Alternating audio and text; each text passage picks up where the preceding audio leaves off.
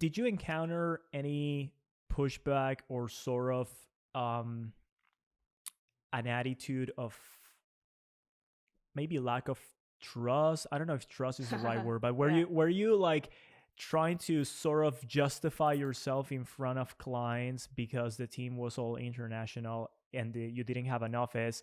Remember, guys, this was a Oh, long time ago, yeah. so remote work was not as popular as it is today, and there was no COVID, so people still were coming to work with the mentality that you have to have an office, you have to work 9 to 5, you have to like see your work colleagues every single day in like in person. So did you ever find like you had to like sort of like prove yourself Yeah. to your clients because Oh, of yeah. those reasons? Yeah, it was always an uphill battle. And definitely, we were definitely pioneers.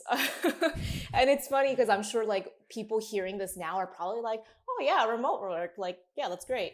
No, this is like 5, 6 years ago where remote work was not a possibility or it was new. People were very skeptical about it. People were skeptical about offshore teams.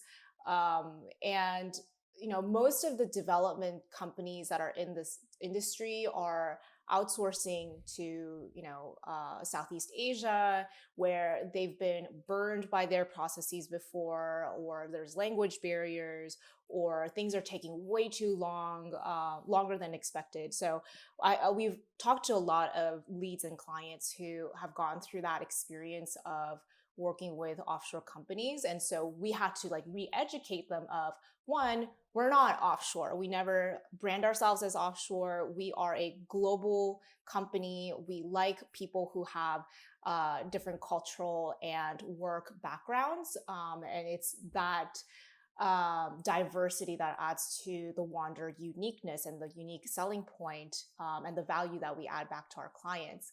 But, it's about educating them about what that actually means. And the second part is, what is remote work? Like, how are you guys even efficient? How can we even hold you guys accountable? Accountability is a big word when it comes to remote work. So, it was a lot of the focus had to be about our process, what it meant to be remote and how we communicate with each other. And the second part, really introducing our team as an asset versus a liability. So I would say those have been like the two biggest things that have become significantly easier this year in 2020 and 2021. Trying to explain that, people are like, oh, but it was like a complete flip of a switch. Like before, we would kind of like not hide, but we would kind of skim around the topic of us being remote. And now we're like out of the closet. We're happy and proud to say that we have been a fully remote company since day one. So yeah.